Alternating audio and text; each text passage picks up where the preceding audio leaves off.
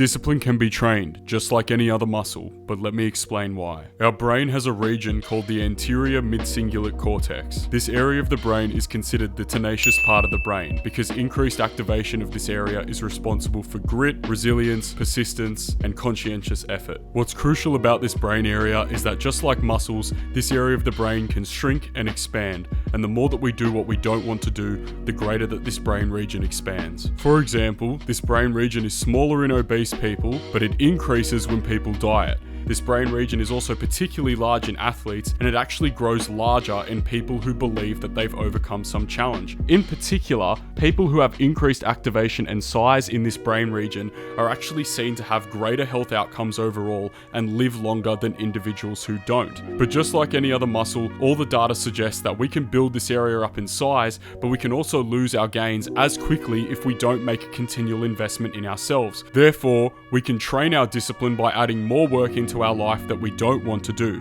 So the next time that you have a task that you know you need to do and you're like, screw this, I don't feel like doing this and this is too hard, realize that this is actually your greatest opportunity for growth. The more that you can establish a pattern of doing beneficial things for your goals, particularly when you're like, oh, screw this, the greater that you can actually create a positive feedback loop in your brain, and this will allow for behavioral activation. There's actually a large body of evidence to suggest that it doesn't matter whether you're young, small, old, depressed, not depressed, anxious, doesn't matter. Engaging in more activities that are meaningful to you, irrespective of whether they're large or small, will have an additive effect over time, where the more that you actually build up doing things that you don't necessarily like doing in the moment, but you know are important for your goals, will end up becoming easier and easier over time, because you'll feel better knowingly that you did it, and then this will in turn make you feel like you're getting more out of your life, which will promote you to do more meaningful things.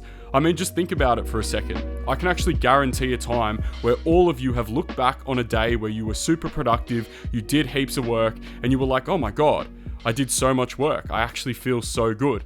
It's literally because of this. But guys, just don't fall into the trap of having too many ambitions where it actually overwhelms you. If that happens, just do less. But the key word is do.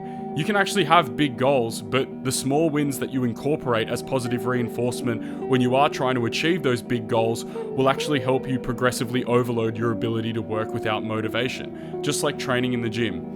If you could only do 20 minutes of work without motivation one week, try 30 minutes the next week, and progressively overload your ability to work without motivation until you reach a point where you're satisfied. Also guys, just reshape your attitudes. If our self-efficacy is predicated on the fact that we require motivation to do hard work, then all the research suggests that we're generally going to act in accordance with our view. Even if it is only 20 minutes in the beginning, by engaging in behavioral activation, if we slowly build this up over time and continually work without motivation, we will be reshaping our self-efficacy towards engaging in tasks, and we will not have to have a prerequisite of motivation in order to actually get work done. Everyone watching this video right now actually has something that they need to do that they haven't done yet. So instead of watching another YouTube video and just having autoplay on, get off YouTube, go and do what you need to be doing, because you're more than you think you are, and I believe in you, but now it's time for you to start believing in yourself.